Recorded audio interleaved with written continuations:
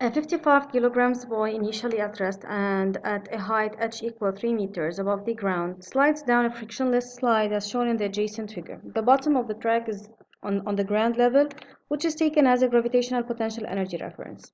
So I've underlined the important given. So we have the bottom of the track also is on the ground level, taken as a reference, taken as gravitational potential reference. We have that the mass of the boy is 55 kilograms. He started moving from rest. The height at the beginning is 3 meters and the slide is frictionless. So calculate at the top of the slide the gravitational potential energy of the system, then the mechanical energy of the system. So GPE is mass times gravity times height. We're given the mass in kilograms. Gravity is 10 Newton per kilogram because the system is boy Earth, and the height with respect to the reference is 3 meters. So 1650 joules, because all the values are substituted in SI unit, so we obtain the energy in the SI unit. B, the mechanical energy of the system boy Earth. Mechanical energy at the top is equal to gravitational energy at the top, also plus the kinetic energy at the top.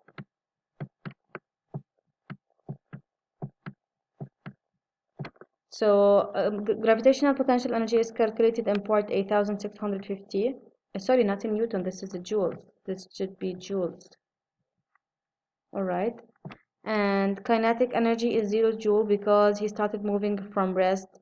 The initial speed is 0 meter per second, and we know that kinetic energy is half times mass times v squared. So if v is 0, then the whole product will be 0. And thus the mechanical energy at the top is equal to 1650 joules. Not in Newton. Newton is the unit of force. Then, is the mechanical energy of the system boy Earth conserved along the slide? Justify. Yes, since the slide is frictionless. Determine the mechanical energy of the system boy Earth as he reaches the bottom of the slide.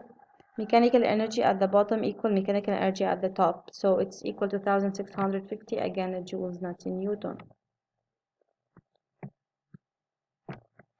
Determine the kinetic energy of the boy as he reaches the bottom of the slide, then deduce his speed at this position.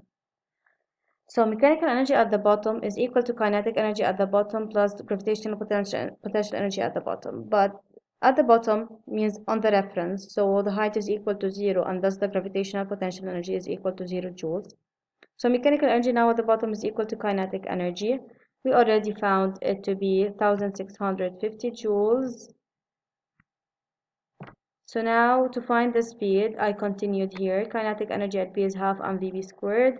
1650 joules is equal to half times 55 times vb squared. So half times 55 is 27.5. That's why we divide both sides by 27.5. So we have 1650 divided by 27.5 equal vb squared. Then VB is radical 1650 divided by 27.5, and the value is 1650 divided by 27.5. Radical answer, it's equal to 7.74 meter per second. So this is 7.74 meter per second.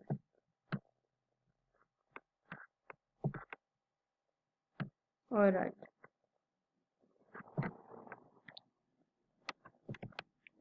Now for the second exercise, a particle as of mass m equal 100 grams is launched at O with a speed of v0 equal 10 meters per second. As shown in the adjacent figure, the particle moves along the line OX, making an angle alpha equal 30 degrees with the horizontal.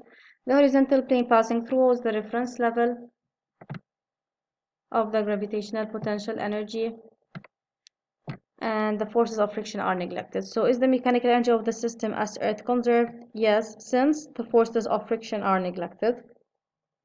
Calculate the mechanical energy of the system as Earth at position O. Mechanical energy at any position is equal to the sum of kinetic energy plus gravitational potential energy, half mv squared plus mgo squared. Don't forget to write the index here showing at which position you're calculating the kinetic energy and the gravitational potential energy and the mechanical energy and so on. So this index O, or when we write B, or when we write A, so you have to show at which position you are doing the calculation. Now here we say mechanical energy at O is equal kinetic energy at O plus GPE at O, half mv O squared plus mgho. As long as we are saying at position O, which is on the reference, so the height is 0, and thus the gravitational potential energy is 0. Alright, this is 0. So mechanical energy at O is half times 0.1 kilograms times 10 squared.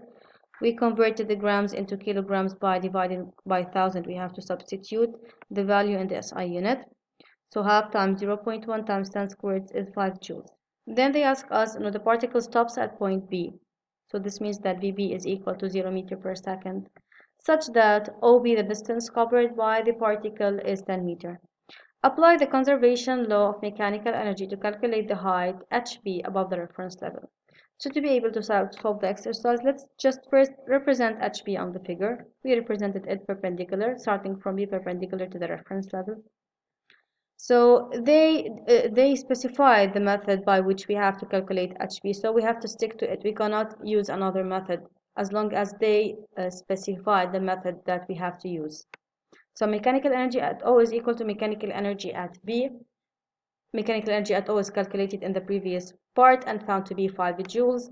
So it's equal to kinetic energy at B plus GPE at B, half mvb squared mghb. But the kinetic energy at B is 0 because they told us that it stops at B, so VB is equal to 0 meter per second. So now 5 joules is equal to mgHb, 0.1 kilograms times 10 Newton per kilogram, or 10 meter per second squared, times HB. HB is equal to 5 meter because 0.1 times 10 is 1, so HB equal 5 meters.